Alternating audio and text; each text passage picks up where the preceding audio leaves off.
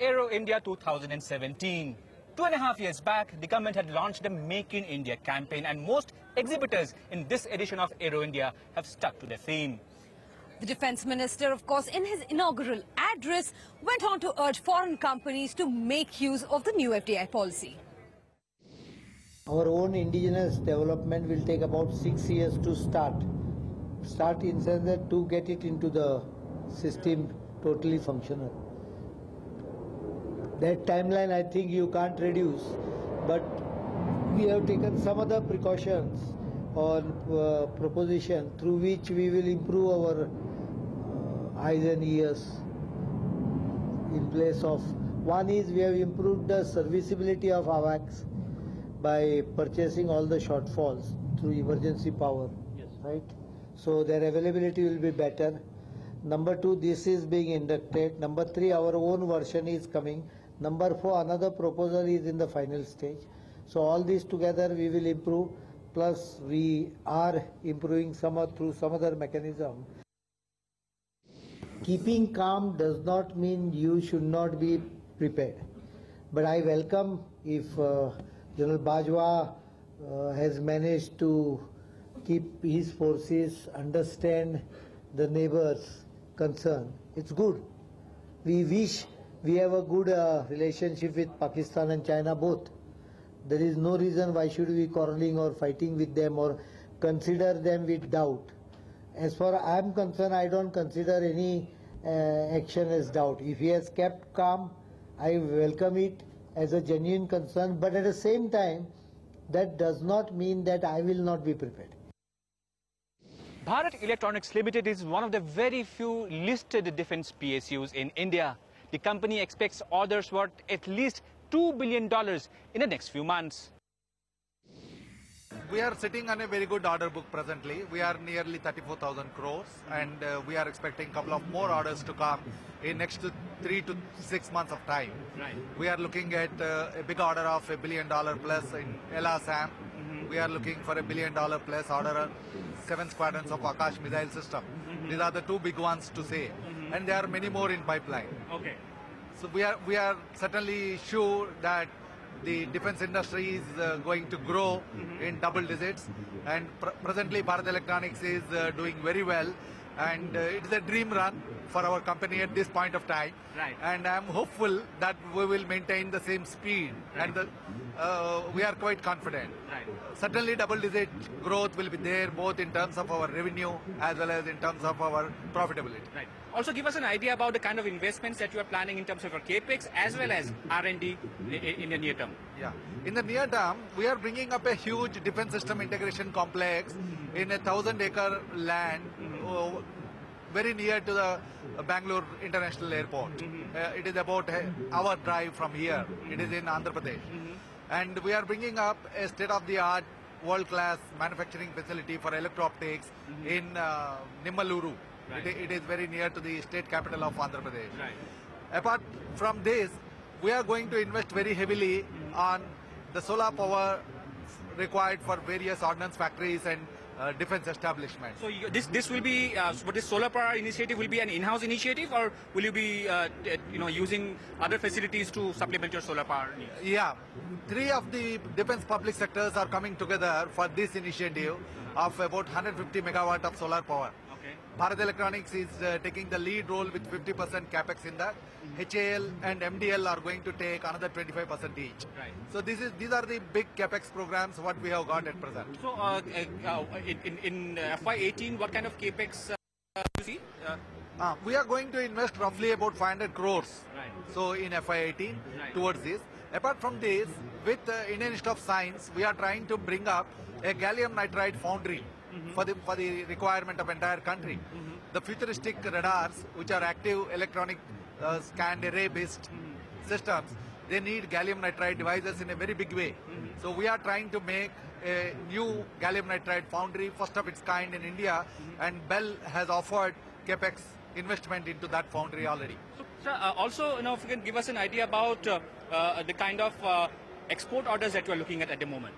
Yeah, presently our export order book is about $100 million, and we are looking for exporting big weapon systems like Akash, the Shilko upgrade, etc., to the friendly neighboring countries. India will need at least 200 single-engine fighter aircrafts in the near future.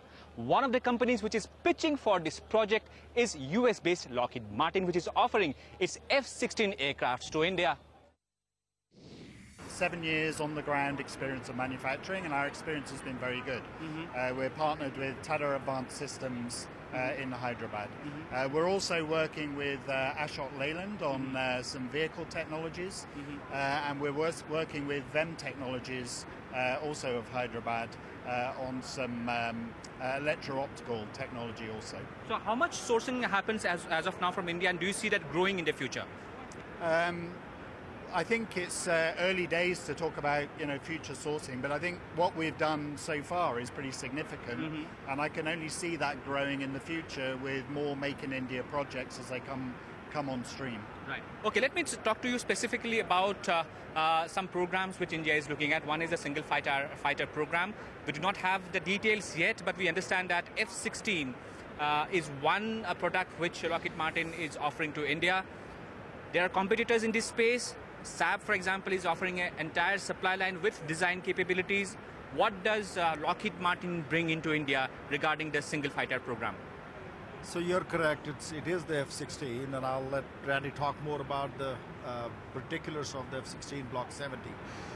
What we have right now is what Phil was talking about with our joint venture with Tata Lockheed Martin. It has been very successful. The 50th empennage for the C-130 was delivered last year, and we're very pleased with the quality and the timeliness of the deliveries coming out of that joint venture. So we look at that as a starting point for doing significant amount of work and being able to work with the industry on everything, including C-130s and future aircraft and future programs that we would be doing it. So we're very confident that the F-16 is something that India will be looking at. Are you simply looking at transferring a product line, or does it also mean transferring technology regarding this platform? So, we've been in the press here. We've been kind of telling our story for several months now. All of that continues to be on the table from Lockheed Martin. But if you look at the F-16 Block 70, this is the most technologically advanced F-16 we've ever offered to anybody. So we're putting a brand new active electronically scanned array radar in the aircraft. It shares technologies from the F-35. And we're putting a new mission computer inside and upgrading all of that, a 1 gigabit Ethernet data bus system. And so this F-16 really leverages fifth generation technologies that only Lockheed Martin can bring to the fight, because Lockheed Martin's the F-22 and F-35 designer, developer, and manufacturer. Taking those technologies, rolling those back into the F-16, we believe it very much is the kind of fighter aircraft that provides the kind of defense, not just air defense capability, self-defense capability, but power projection capability that will serve India's defense needs. France-based missile manufacturer MBDA has signed a joint venture with L&T.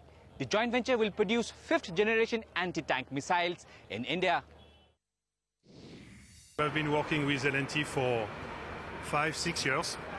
Over these 5-6 years, we have been able to have a better understanding and a better appreciation of each other.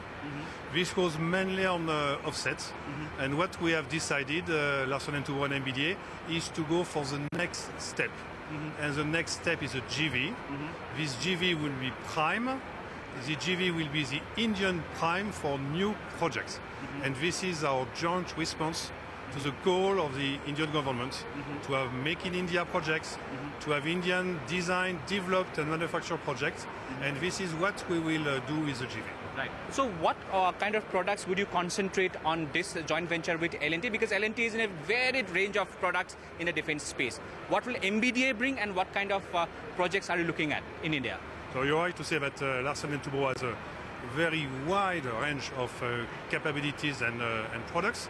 MBDA also has a very wide range of capabilities and products. Right. And we have defined 3 priorities that are not our priorities, but are what we think are the priorities of the Indian customer, of the Indian forces.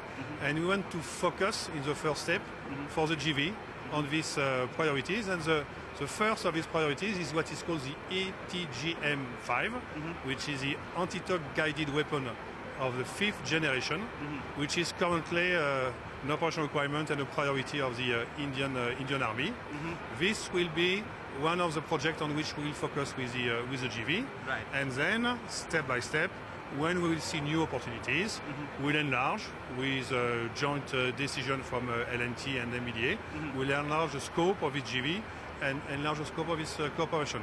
But always keeping the same spirit of developed and made in India. Right. So is this the system that you are talking about that perhaps you would be collaborating on?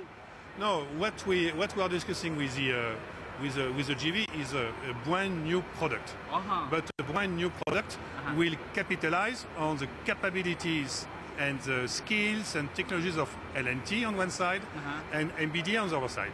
And what we will do, we'll make available to the GV the technologies we have developed in Europe, the skills we have to ensure that with the contributions of L&T to the GV, we'll combine our strength to get a new design for a new Indian product. We'll slip into a short break now. Coming up on the other side, global CEOs of SAB and Thales talk to us on their India plans.